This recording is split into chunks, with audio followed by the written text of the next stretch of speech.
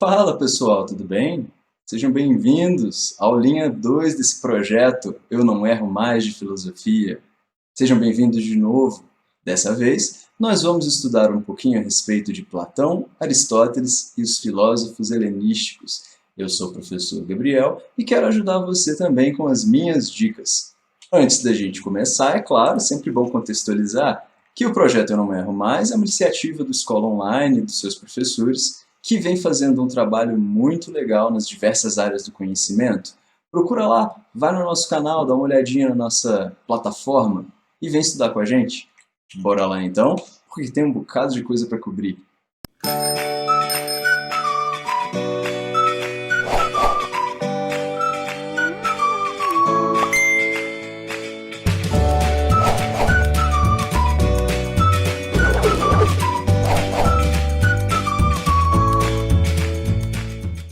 Pois bem, pessoal, Platão. Na aula passada, a gente deu uma olhadinha bem interessante no seu professor, no mestre de Platão, que foi o filósofo ateniense Sócrates. A gente mencionou o nome de Platão anteriormente na aula, dizendo aí que é pelas vias das palavras, das ideias escritas por Platão, que a gente sabe muito daquilo que o Sócrates disse e defendeu ao longo da sua vida, certo? Não à toa, se você for lá e digitar no Google Sócrates e quiser ler alguma coisa de Sócrates, na verdade você não vai estar lendo uma obra escrita à mão pelo Sócrates, mas sim, você provavelmente vai se deparar com anotações de Platão a respeito das ideias de Sócrates. Então, pessoal, aqui a gente já começa com uma importância histórica do filósofo Platão. É pela via das mãos, da memória de Platão, que a gente sabe tanto a respeito do filósofo marcante que foi Sócrates. Ok? Então, claro, Platão é um contemporâneo a Sócrates, um pouco mais novo, obviamente. Ele viveu do século V ao século IV a.C. Agora, repara só como é que é importante a gente olhar os filósofos da natureza antes de cair nesses temas mais clássicos da filosofia mesmo. Porque Platão buscou abordar aquela contradição que a gente falou anteriormente, a contradição entre as ideias dos pré-socráticos, filósofos da natureza, Heráclito e o Parmênides. Lembra que a gente falou que, para o Heráclito, a realidade era marcada pela mudança, essa representada pelo elemento do fogo? Pois é, para Heráclito, a realidade é mudança. A realidade é um eterno devir, são transformações que vão acontecendo e a essência do mundo é essa. O Parmênides, porém, ele não concorda com esse mobilismo do Heráclito. Parmênides acredita que as essências existem. Ele acredita que o mundo, uma realidade, até um certo ponto, até muda. Entretanto, aquele objeto ele retém a sua essência.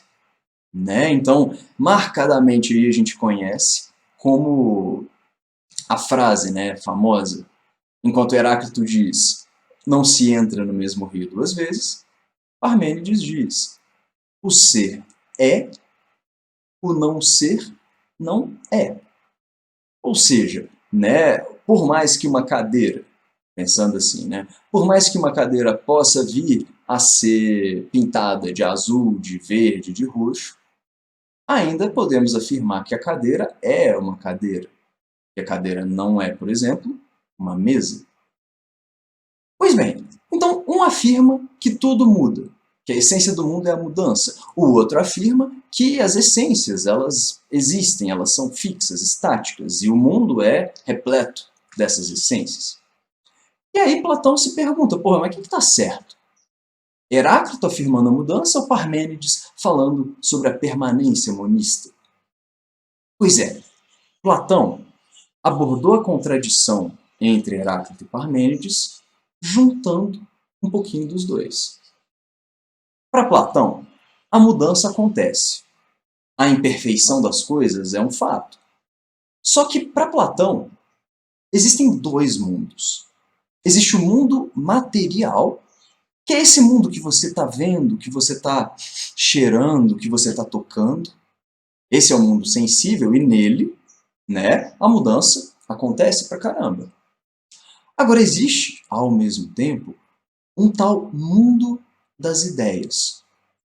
O mundo chamado inteligível. E as coisas que existem no mundo material, segundo Platão, são meras cópias de ideias. Essas tais ideias, né, são as essências da realidade.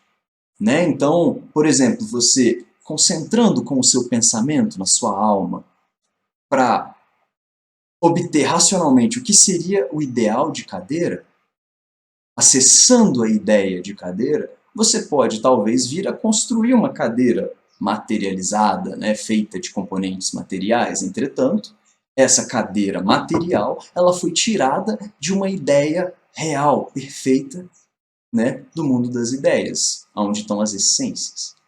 Né? Então, essa é uma teoria que Platão dá para o mundo, que na verdade são dois, né? Um material e o mundo das ideias, um deles acessível pelos sentidos e o outro acessível pela alma, pela inteligência. Pessoal, qual seria, portanto, desses dois, o mundo que Platão mais valoriza? O mundo das ideias. Para Platão, o conhecimento que vale, o conhecimento verdadeiro, durável, é um conhecimento produzido sobre essas essências, sobre as ideias.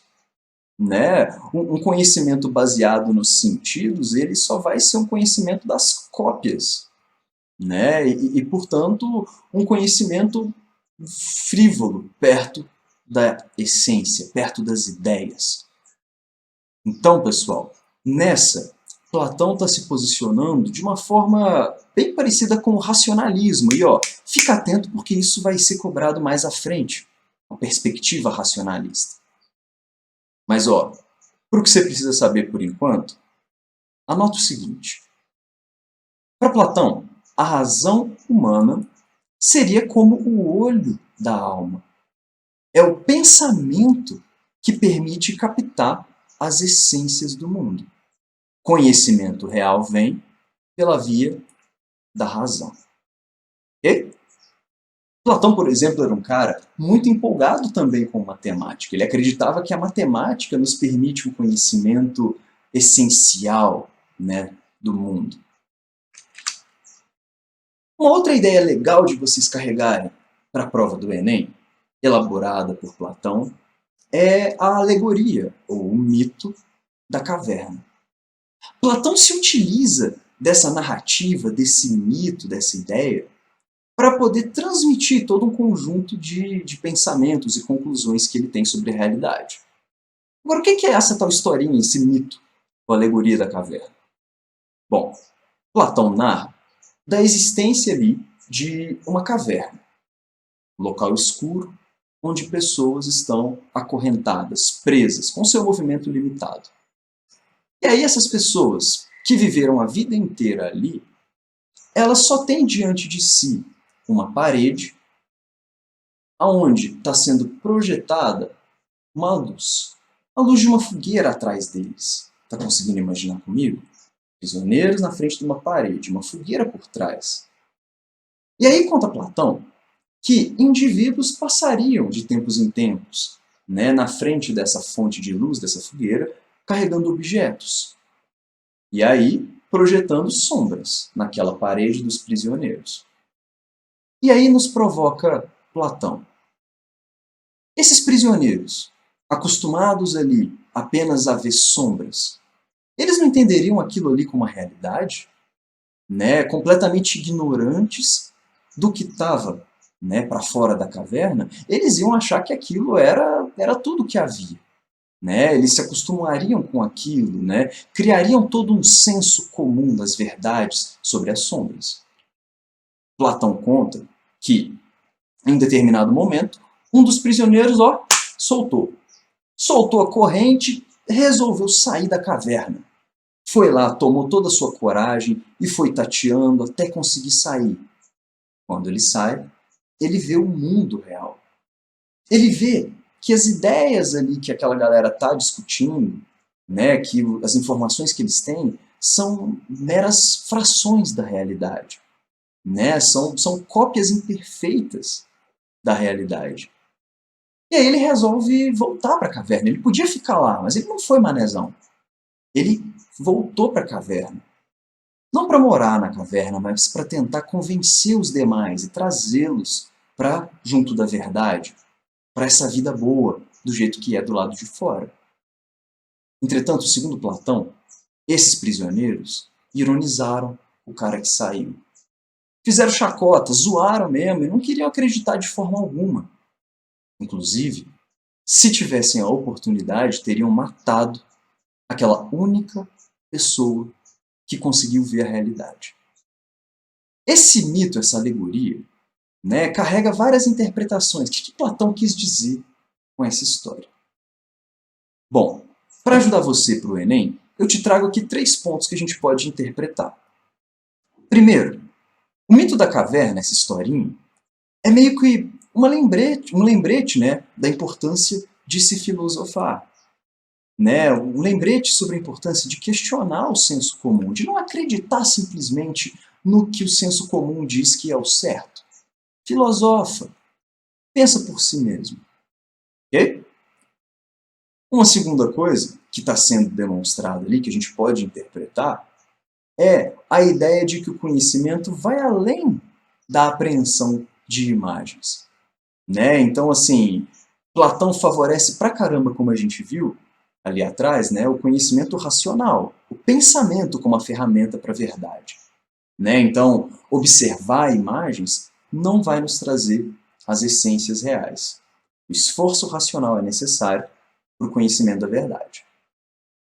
Por fim, nós podemos interpretar também que Platão está nos dando um alerta, né, sobre como as sociedades podem resistir a quem questione as verdades do senso comum.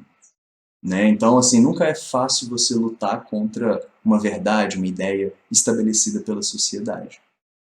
Há quem diga até que aquele prisioneiro que se libertou saiu, né, seria uma alegoria, né, uma comparação com o que Sócrates viveu durante a vida dele.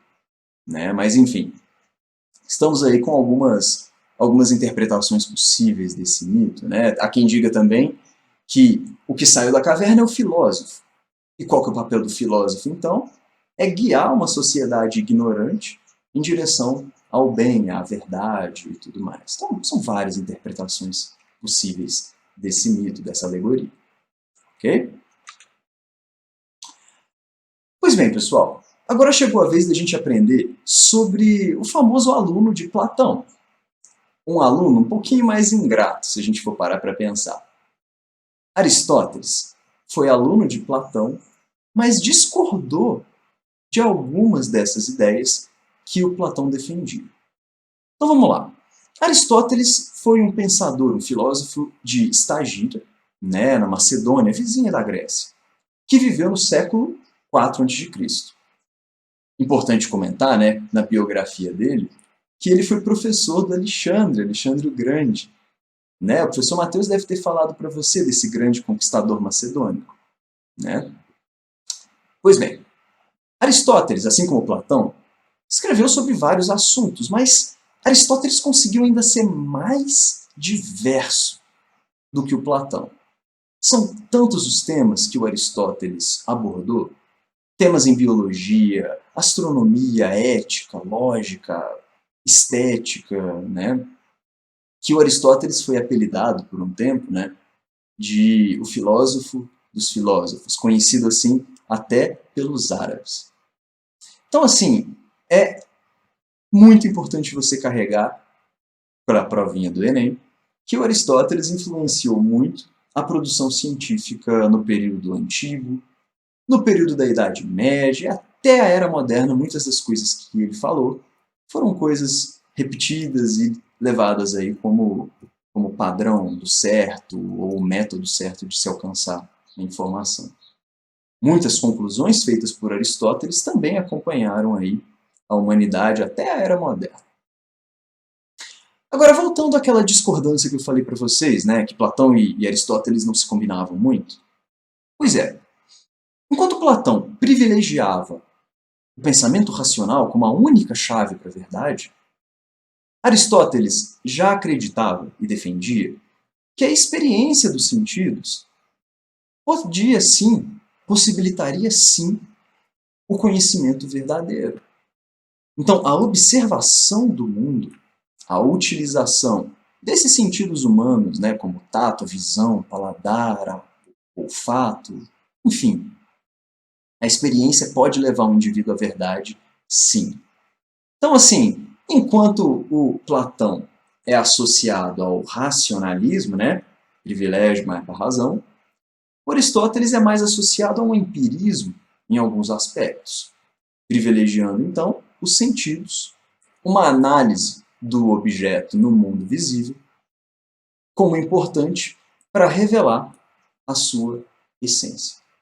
Aristóteles também estava preocupado em descobrir as essências, né, em entender qual era a essência, por exemplo, dos valores humanos, da vida humana, dos astros. Né? Ele queria o conhecimento verdadeiro, só que para Aristóteles a chave estava não só no pensamento, mas na observação também.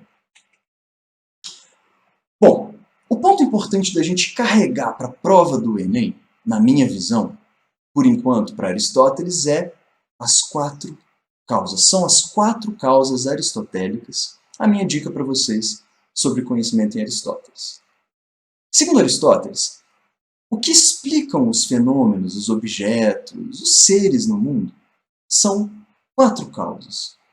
Tudo que existe, que a gente precisa conhecer e buscar as explicações, possui 4 causas.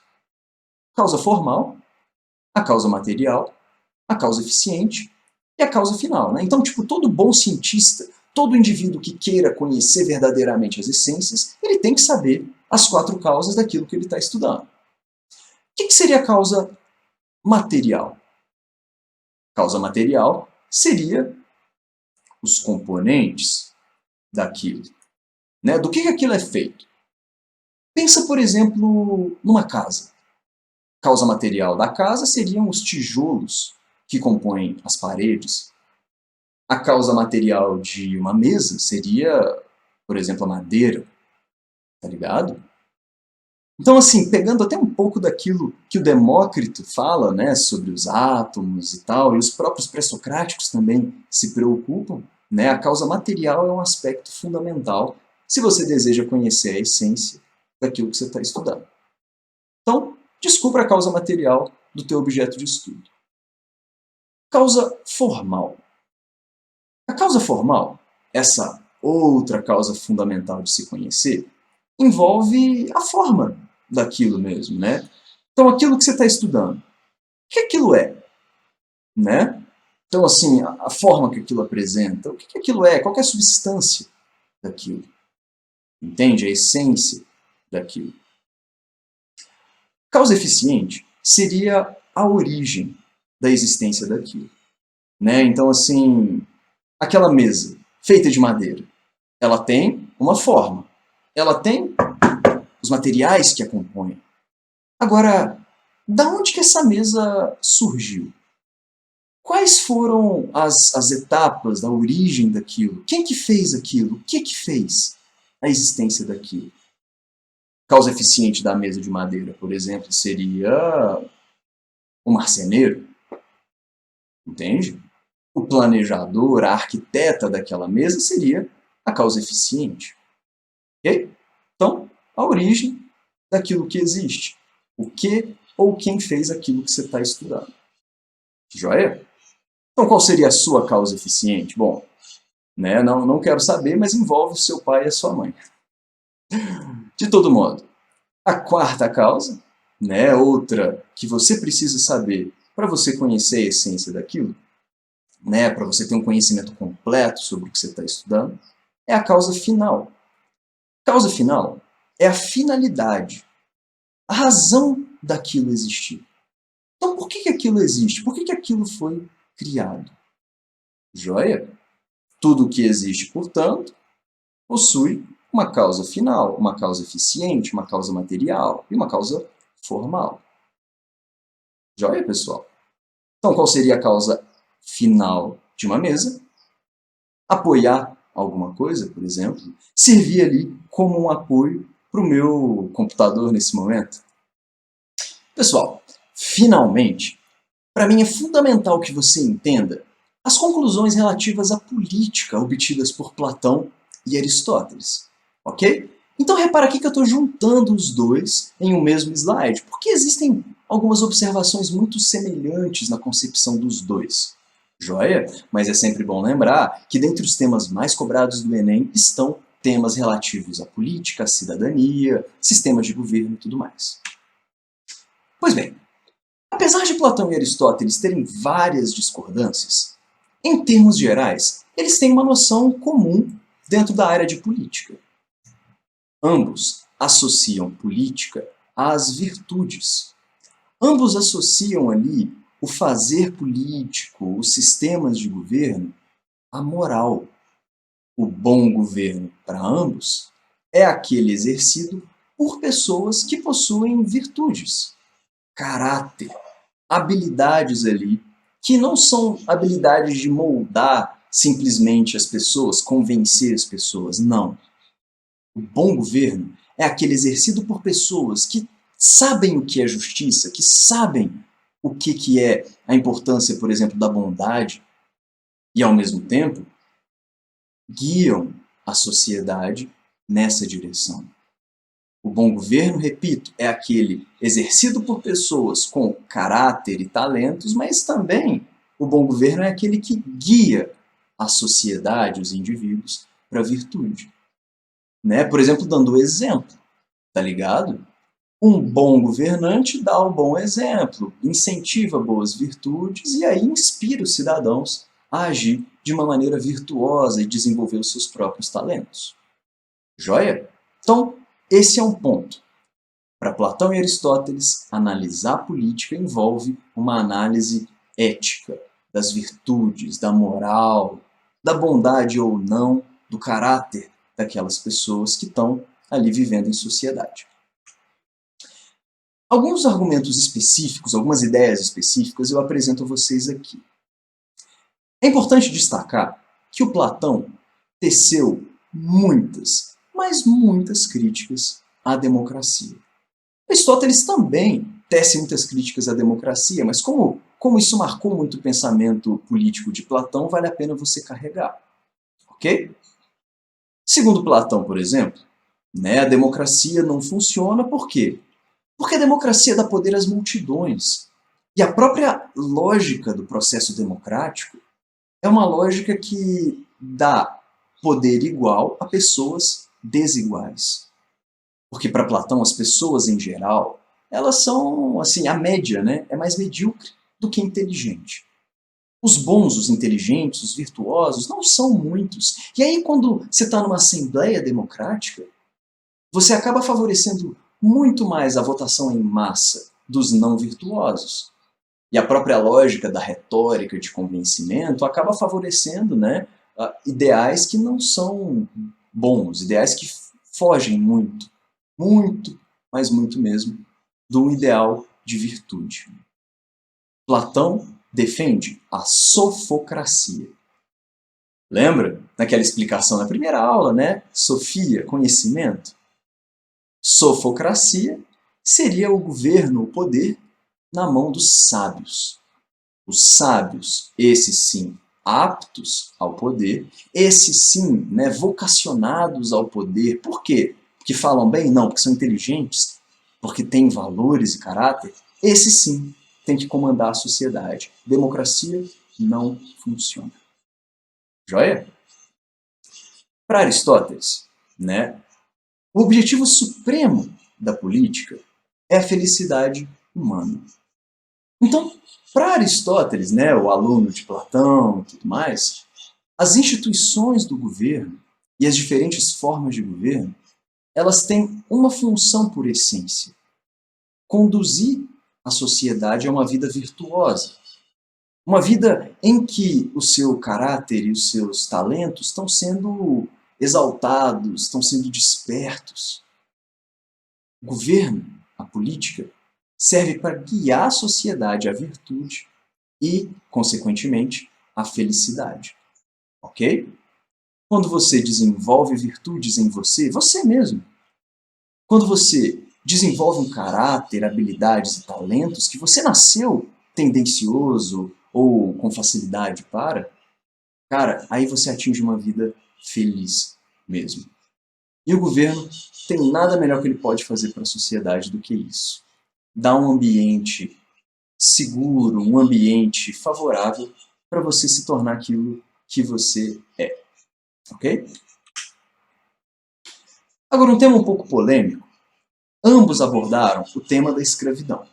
Ok? Platão fala isso mais largado, mas Aristóteles é mais enfático. Mas a gente pode afirmar que os dois concordam num aspecto de que a escravidão é algo natural. A escravidão, o trabalho braçal, forçado, e o escravo, tratado ali até como uma ferramenta, um objeto, isso é uma coisa natural da sociedade. Porque tem uns, segundo eles, tem pessoas que nascem para comandar e tem pessoas que nascem para servir. A existência da escravidão nada mais representava do que uma consequência natural, né, da diferença entre as pessoas. Tem pessoas que nascem, né, como instrumentos, como bichos, desprovidos de razão e inteligência e, portanto, vão ser aproveitadas essas pessoas para aquilo que a sociedade mais precisa, que é o trabalho, é a mão de obra. Né? Agora, os indivíduos que nasceram mais tendenciosos a determinadas virtudes de caráter e habilidades, ou que puderam desenvolver isso, esses sim ajudam a guiar a sociedade para o bem. Ok? Pois é, pessoal, deixei aqui colocado nesse cantinho aquilo que a gente comentou de forma mais passageira a respeito do ideal de vida, né? Então acho que ficou bem claro isso comentando desde o início do nosso papo sobre política, né? Para tanto Platão quanto Aristóteles, né? O indivíduo, eu e vocês, nós nascemos com um determinado propósito natural.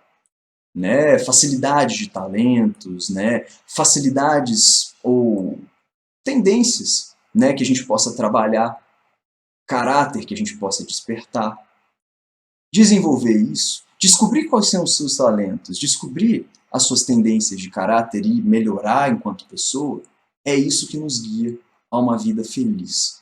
Descobrir o seu propósito é fundamental para a felicidade. Ok? Para finalizar a nossa aulinha, pessoal, vou dar uma olhadinha bem rápida com vocês a respeito de algumas correntes que emergiram na Grécia Antiga, mais ou menos na época de Aristóteles ou um pouco depois até. Todas essas, eu vou mencionar, eu vou enfatizar, discutem, em alguma medida, a felicidade numa perspectiva mais individualista. Mais individual mesmo, né? Porque aqui, né, para Platão e Aristóteles, a felicidade de um está associada à felicidade do coletivo. Né? Igual a gente botou aqui, né, para uma vida feliz, você precisa descobrir seus talentos. Isso vai te trazer felicidade, mas vai ser bom para a sociedade também. Né? Se eu me tornar um professor melhor, poxa, os meus alunos vão poder aprender mais. Né? Então, o bem, num sentido amplo, tanto individual quanto coletivo, é algo trabalhado em Platão e Aristóteles. Mas aqui a gente já tem uma abordagem mais individual mesmo da felicidade. A felicidade enquanto uma busca de uma pessoa dentro do mundo. Ok? Então são várias e várias perspectivas. Eu trouxe 3, tá? Mas a gente poderia falar do ceticismo, por exemplo, né? E outras que estão por ali. Essas 3 são as mais mencionadas e cobradas nos processos seletivos. Enfim, o que diziam os estoicos a respeito da felicidade? Bom, pessoal, resumindo para vocês, os estoicos, corrente aí de filósofos contemporâneos, um pouco posteriores a Aristóteles, eles associavam felicidade à paz de espírito. é desapego. Feliz, pessoal, segundo estoicos, feliz é uma pessoa que está preparada para as coisas que podem vir a acontecer na sua vida. Porque para os estoicos, a gente não controla o nosso destino. A gente não tem controle sobre esses acontecimentos externos, sobre o amor da morena, sobre as mudanças políticas. Mas o que a gente pode tentar controlar é o nosso interior. É filosofar para poder perceber a inevitabilidade possível dos acontecimentos e simplesmente aceitar. Se treinar para aceitar o sofrimento. Se treinar para aceitar a realidade como ela se apresentar para nós. Então, os estoicos fazem esse preparo mesmo, né, para o indivíduo poder ser feliz, não com grandes ambições quanto ao amor da morena, ou com grandes ambições em relação à sua carreira. Né? Não é que você tem que ser desprovido de ambições, não. Mas você tem que ser preparado o tempo todo para perder o que você mais ama. E você tem que se preparar o tempo inteiro, internamente, racionalmente. Só assim você consegue ser feliz. Ok? Só assim você consegue ter uma tranquilidade imperturbável na sua vida e na sua felicidade. Então é desapego, meus caros. Pois bem, uma outra corrente, aquela encabeçada por Epicuro, enxerga a felicidade de uma maneira um pouquinho diferente dos estoicos. Os epicuristas enxergam que a felicidade ela estava associada a prazeres. Mas não é só assim, uma busca doidona por prazer, prazer material, prazer físico o tempo todo, e vou encher a cara, vou tomar meu corote, vou ficar cantando pelado na rua. Não. A busca por prazeres, dentro do epicurismo, é um tipo de prazer moderado, tá ligado? Um prazer moderado que não está bem associado a material, sabe? É um prazer intenso material. Mas sim é um prazer mais tranquilo. O prazer da companhia de um amigo, o prazer, por exemplo, em contemplar a natureza, um prazer em comer quando se tem fome. Segundo os epicuristas, uma valorização de uma vida assim mais simples, próxima dos seus amigos e afastada de preocupações, gera felicidade. Além disso, os epicuristas também apontam, né, que se tu quer ser feliz, você tem que se afastar da dor e do sofrimento. Né? Se afastar, por exemplo, de situações que podem vir a te levar a um desespero, por exemplo, a uma decepção. Também ajuda a ser feliz uma certa indiferença em relação à morte. Então a morte não precisa ser temida. Até porque, né, depois que a morte vem, você não sente mais nada, acabou. A morte veio, pum, acabou. Então não tem por que ter medo da morte. E aliás, não precisa ter medo nem dos deuses, segundo os epicuristas. Porque os deuses, ou eles não existem, ou estão nem aí pra gente. Né? Os deuses não afetam, os deuses não influenciam na nossa busca por felicidade.